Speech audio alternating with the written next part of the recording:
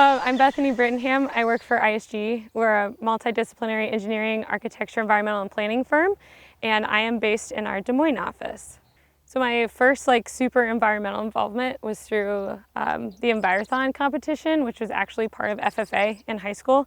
So kind of maybe a roundabout way to get involved, but it was more like looking at the landscape from different viewpoints. So can it be used for different pieces, but then can we also protect it for the downstream impacts? So water quality, habitat, that kind of thing. So I first got involved with FFA when we moved to a small town when I was growing up. My dad got out of the military, and that's what everybody did. Everybody was involved in FFA in some way, shape, or form. Graduating class of 38 people, so you can do everything, and that's kind of what I did in high school, was just being involved in as much as I could. When I was looking at different degree programs, my dad's actually an engineer. I have a twin brother, he's also an engineer now too. And so I looked either at civil engineering or biological systems, which had more potential for field work and kind of on the ground seeing what your actual product will be. And I did research in water quality as an undergrad, and then I went into my master's and started looking at the incorporation of native vegetation in an ag situation and the water quality impact you could get from still seeing the actual production side. So kind of proof that you can provide water quality practices or impact on the land for the downstream component while also maintaining the production side or even the development side. So when I first got involved in grad school, it was kind of incorporating that water quality component to production, right? And then I started off with a pretty cynical view of how the downstream impact and kind of how the upstream impact, there's really only one decision you could do to make it 100% water quality focused. Okay, and then when I was working on research, it was well, you can combine the two and have a positive outcome on every side.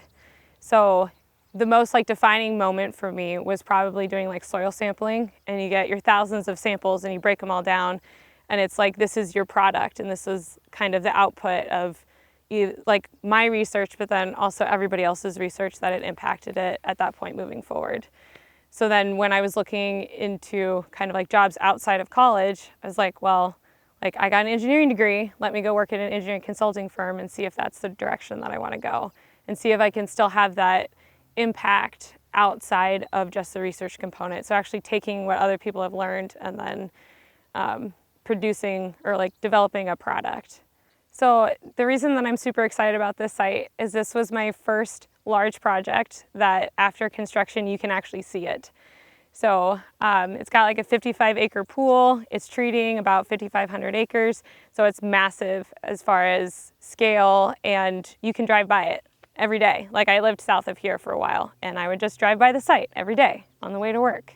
So this site, another really cool aspect of the site was we had 5 landowners, and the idea of having 5 landowners agree on developing an easement and turning it into a water quality practice is pretty hard to find. So we really lucked out on this site. But part of it was DNR. So the area that I'm standing right now is part of an existing DNR site. And then the rest of it was private landowners where their ground flooded out or it was poor as far as production goes to be consistent. And then they're yeah, it makes sense to put it into an easement, put in a water quality practice, and not have to try and farm an area that floods out every spring. So practices like this wetland are important long-term, just from a resiliency standpoint.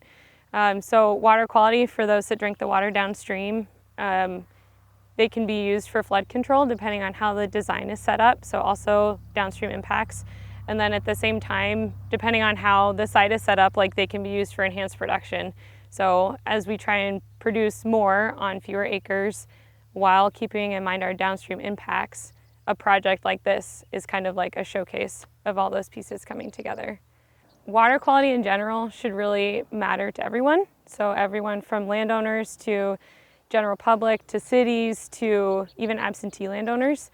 In the grand scheme of things, we're all in this together. Everything that we do impacts someone else, regardless of whether it's on a public easement, like most of this site is now, or if it's a private project. The things that we do impact other people. So one of my favorite things about these sites is that I actually have an impact for everyone. It's not just a developer that wants to put in housing development. It's the downstream, it's the upstream, the habitat, everything kind of combined together. So long term, like my biggest career goal is to keep working on sites that have like multiple impacts. So whether it's urban, rural, it doesn't really matter the location, but keeping in mind like the water quality component combined with getting the most that you can per acre. As our population increases, land uses change, like really getting the most that we can out of every project that we work on.